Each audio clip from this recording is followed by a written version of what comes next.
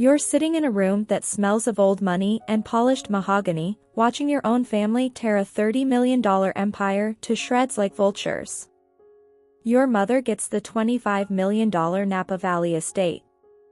Your father inherits the shipping business. Your brother gets a collection of vintage Ferraris and a Manhattan penthouse. Your cousin walks away with a yacht and a Martha's Vineyard property. And you? You get handed an envelope. A single, flat envelope. The room erupts in laughter. Cruel, mocking, gut-wrenching laughter.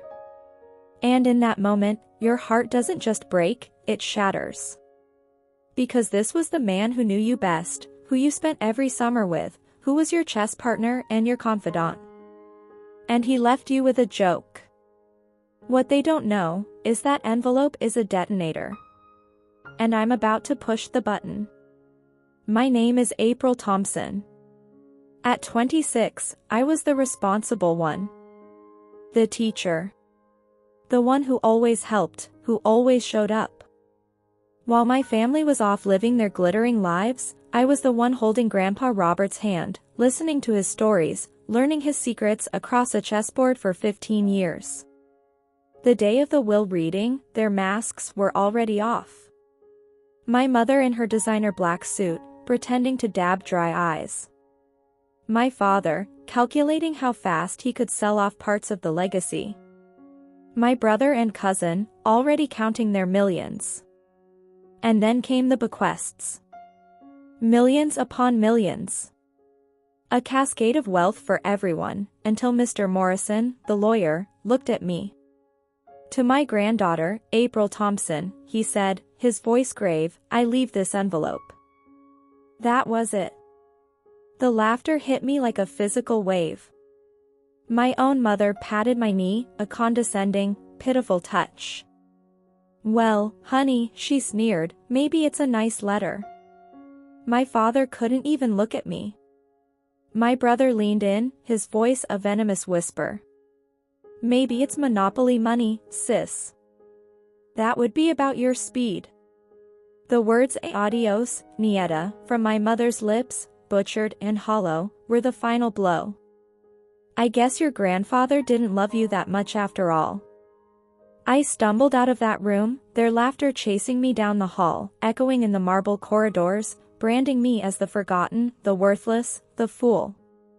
Alone in the elevator, my reflection staring back at me, a ghost of who I thought I was, I finally tore the envelope open. My hands were trembling so hard I could barely read it. A first-class ticket to Monaco. And a note in Grandpa's unmistakable scrawl, "Trust activated on your 26th birthday, sweetheart. Time to claim what's always been yours." And then, a bank statement. My eyes scanned the numbers. I blinked. I counted the zeros. Once. Twice. 3 times.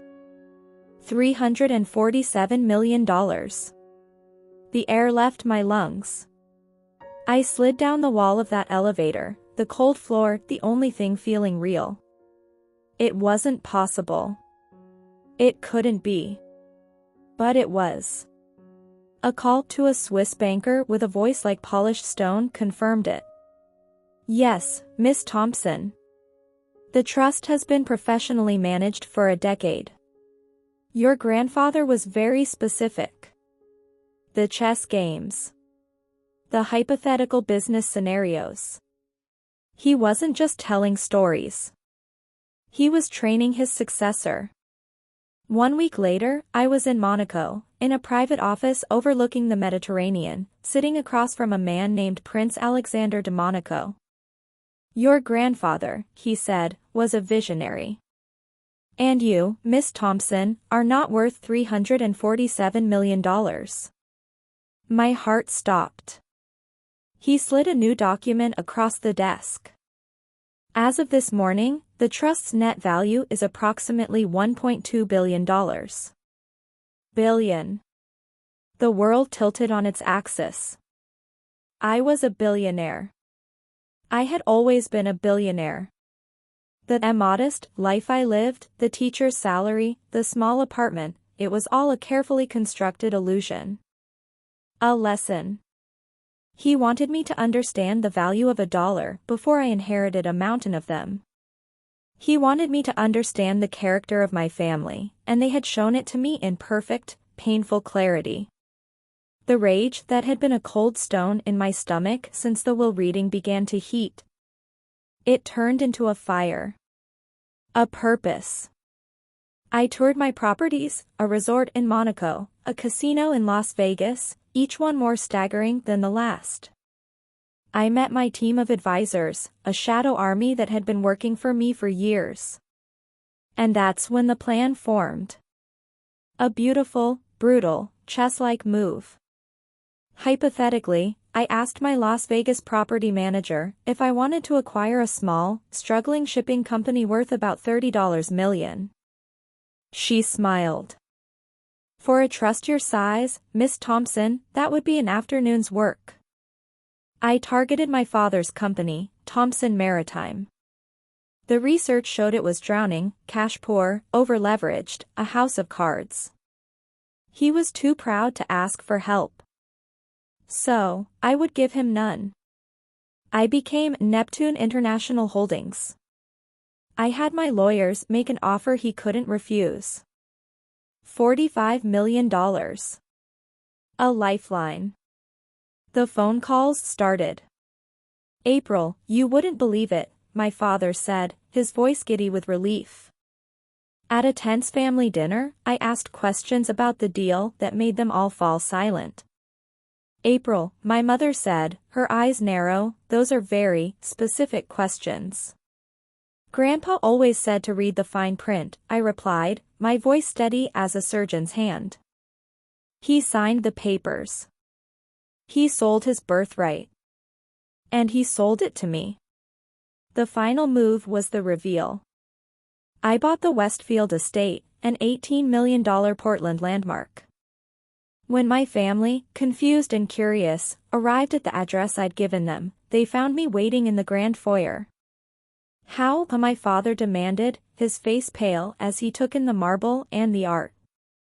How did you afford this? Grandpa's envelope, I said, my voice echoing in the vast space. It wasn't a letter. It was the key. I've been a billionaire since my birthday. The silence was so complete I could hear their worlds crumbling. And there's one more thing, I continued, pulling out my phone. You remember Neptune International?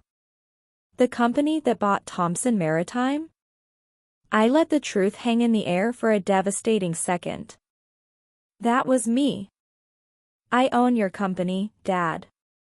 I own all of you. The aftermath was a storm of fury, of threats, of desperate legal bluster. I let it wash over me. Take your best shot, I told my brother. My legal team costs more than your entire inheritance. When they finally came to me, humbled and forced to apologize, I didn't want their money. I wanted something far more valuable. I want a public acknowledgement, I told them, my voice cold as ice. Wherever you boasted about your inheritances, I want you to confess your cruelty. I want you to tell the world how you laughed at me, and how wrong you were. And they did. They had to. Now, my father runs my shipping company. He reports to me. My family treats me not with love, but with a fearful, searing respect. And today, I stand at the podium of the newly formed Robert Thompson Foundation, announcing a $100 million grant for education. As the cameras flash, I think of the envelope, the laughter, and the quiet, devastating power of being underestimated. My grandfather's final lesson was the greatest. Sometimes, the most dangerous player on the board is the one everyone forgets to watch.